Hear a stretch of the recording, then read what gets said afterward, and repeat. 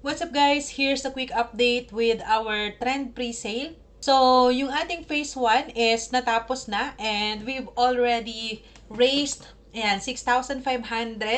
Okay? So, we've decided na i-close na yung ating pre-sale. So, nakalagay dito, hi trendsetters, our pre-sale phase 1 has ended.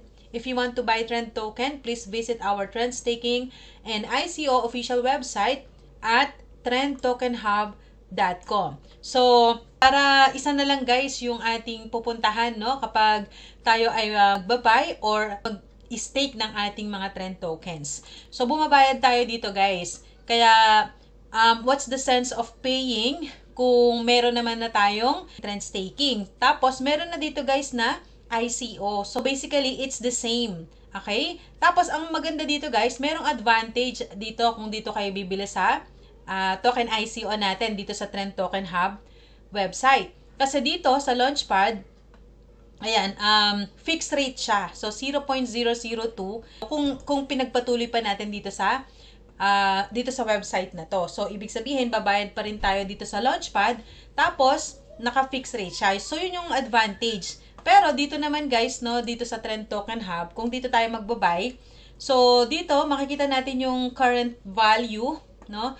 It's 0.50,343 BNB. Kung i-compute natin yung value. So, dito kasi guys, no, in BNB lang yung pwede nating pang-buy dito. Okay? Dito sa Launchpad, pwede tayong gumamit ng USDT, BNB, USDC. Okay? So, yun lang yung advantage dito. But here, only BNB, no, yung ating pwedeng gamitin na pang-buy dito. At ang good news doon, okay? Ngayon kasi bumababa ang BNB eh. So, tingnan natin yung value, yung conversion. Alright? So, kung 0.002, ayan. So, dapat, ito yung pangbayad natin sa per trend token. Pero, okay, so, itry natin i-copy to. And try natin kung magkano siya pag kinonvert dito. Okay? So, basically, it's 0.0018. Okay? Pero kung dito sa Launchpad, naka-fixed rate tayo, 0.002. So, ibig sabihin, makakatipid tayo dito. Okay? Dito sa ICO, kung dito tayo bibili. So, yun lang naman. And, yeah, ina-update din naman ito. So, kung action taker kayo, no, at mababa ang cryptocurrency ngayon, pwede kayo dito mag-buy, samantalahin natin yung opportunity. Pero once na ma-update na yung price niyan, maging 0.002 na rin siya. So, yun, nabili nyo siya ng 0.002. Okay? So, yun, dapat tingnan din natin lagi, bisitahin natin yung ating website. Okay? So, yun lang. At sarado na itong ating trend pre-sale. Kaya hindi ko to kino-close. Syempre, meron ibang mga investors, no, na nakapag-buy dito sa ating pre-sale. And kung gusto nilang bumalik ulit at mag-buy ulit, at least ma-update sila. Makikita nila dito na dinadirect na natin sila dun sa ating official website. Okay? So, ngayon, i-update natin, meron tayong mga nadidiscover na mga features dito sa ating platform. Okay? So, it's my obligation to update you guys. Kahit ako din naman mismo ay ina-experiment ko pa itong ating website. Okay? Tinitingnan natin yung mga kung paano ba siya nagpo-function. Okay? But since it's a fully verified smart contract, so, yun, hindi natin to nadadaya, 'di ba? So, once na-deploy na yan, wala na tayong access to nabaguhin pa yung ating contract. Pero itong user interface na to, ito na lang yung mababago natin. Okay? Pero wala na siyang kinalaman dito sa mga transactions na nangyayari inside the system. Okay? Which is good. Very transparent. So, another advantage nga pala, by the way, no, dito sa ating token ICO, ito kasi, yun nga, sabi ko nga, fully verified siya. So, tignan natin, I will show you. Ayan. So, dito guys, ito yung contract kasi natin ng ICO. Ayan, Trend ICO. This is 100% verified. Okay? Pero dito guys, no, sa Launchpad, since for the protection daw ng code, kaya hindi binibigay ng company na to yung smart contract, hindi verified ang smart contract. So, check natin dito. Ayan, so puntahan natin yung contract address ng ating pre-sale. So, ito yon yung pre-sale contract address. Ayan. So, makikita naman natin dito, buy tokens, buy tokens. So, ito yung mga nag-buy sa ating pre-sale phase 1. Okay? Since natapos na yung pre-sale 45 hours ago. So, ito yung smart contract niya. So, pag tinignan natin dito, it's not verified. Okay? So, tinanong ko yan dun sa, sa provider natin, no, ng smart contract na to. To protect the code daw. Kasi syempre, binabayaran nga naman. So, since ang smart contract, dapat yan fully transparent, no? Tulad ng ating trend tokens, tsaka nung trend tokens. So, naka-verified siya. So, nandito, makikita mo yung code. Yan. Yun ang purpose nung verified. So, isa pang reason yan kung bakit I've decided not to pursue na itong ating launchpad. Pero there's nothing wrong kasi ayun naman, nakapag-raise tayo ng amount. So, yun, this contributes para dun sa mga expenses natin, like ito yung mga websites na yan, yung other marketing sa atin para dito sa project. So syempre, this is not ito nga, sabi ko nga, ito ay seryosong project, kaya naman talagang binibigyan natin ng budget at saka ng oras. This is for long-term project na. Okay? So aside from that, ayun na nga, dito na tayo magbabay, no, sa token ICO. So, pinost ko rin naman yan sa ating Telegram channel. Kaya dapat nandun kayo guys para lagi kayong updated. So, yun, habol kayo dito, no. Kumbaga, hindi pa na-update. Kasi syempre, napaka-volatile ng price ng BNB. So, kapag bumaba yan, okay, good for you. Kasi dun sa mga wala pang trend token, you can buy here ng makakasave pa kayo. Okay? Ayan, another update. So, meron palang nagtanong, no, shout out to you kay Ma'am Alona. Ayan, so, yung tanong niya is, bakit hindi niya ma-withdraw yung kanyang stake dito sa maximum pool, which is only 5 days locked, ba? Diba?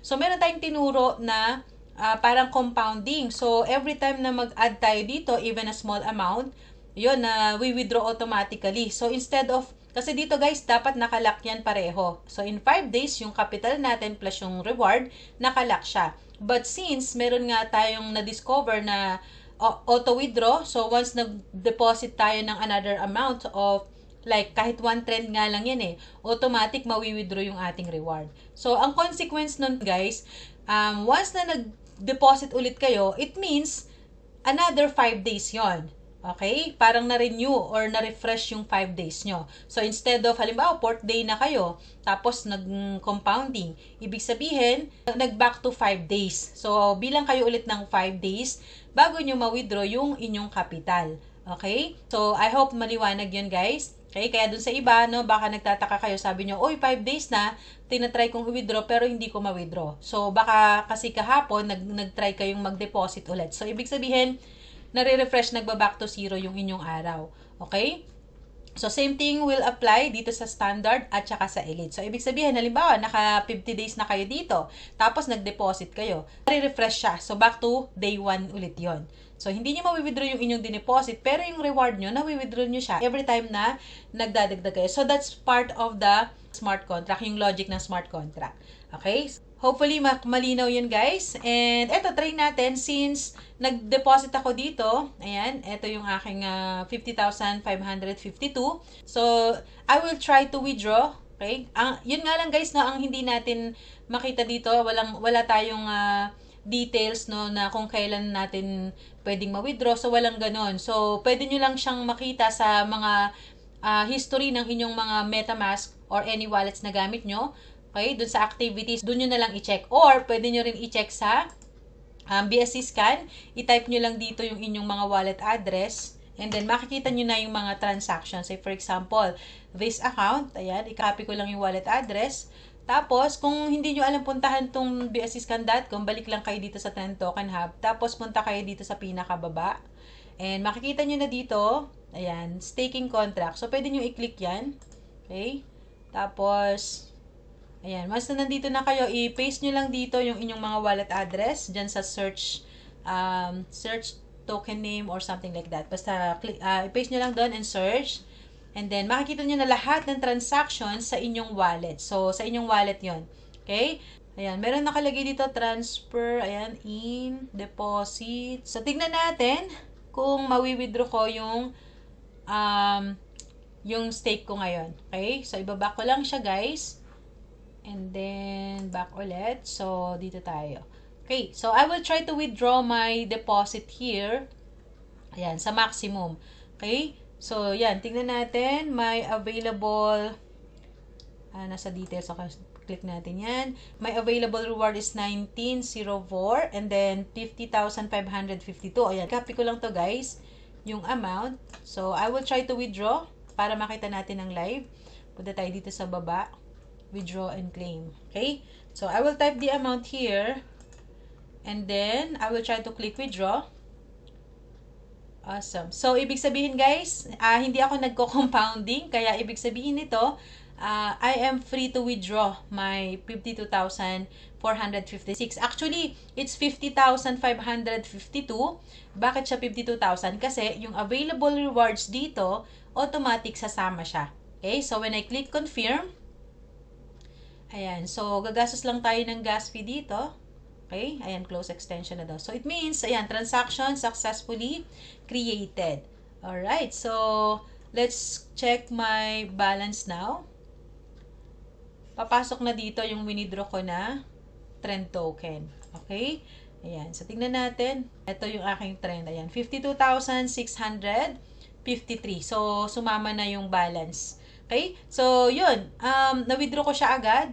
So, dun sa mga hindi maka-withdraw, so, ibig sabihin guys, yun nga, tingnan lang natin yung history ng ating deposit. So, maybe, ayan, nakalagay dito, ayan, withdraw and claim. Ibig sabihin, yung available ko na rewards, automatically, kahit hindi ko in-execute ito lang in-execute ko, yung aking withdrawal, automatic sumama siya. Okay? So, now, pwede na nating tignan sa taas yung details ng aking account na wala na akong deposit. So, ayan. So, i-refresh lang natin, guys. Alright. So, yun. 0 na siya. 0, 0. So, wala na akong deposit dito. Ayan. And, yun. Ibabalik ko na lang siya, guys. So, yun. Pwede na natin siyang ibalik sa kahit anong pool na mapili natin. Okay? So, again, guys, keep in mind na kapag nagdagdag kayo ng deposit, nare-refresh yung ating contract. Okay? So, dapat meron kayong sariling mga notebook para sa inyong mga investment. So, say for example, nag-invest kayo dito, okay? Ilista nyo lang. And then, nag-invest na naman kayo for that certain date. So, at least alam nyo agad para hindi tayo nangangapa or maghalongkat pa dito sa smart contract or dito sa ating mga MetaMask wallets.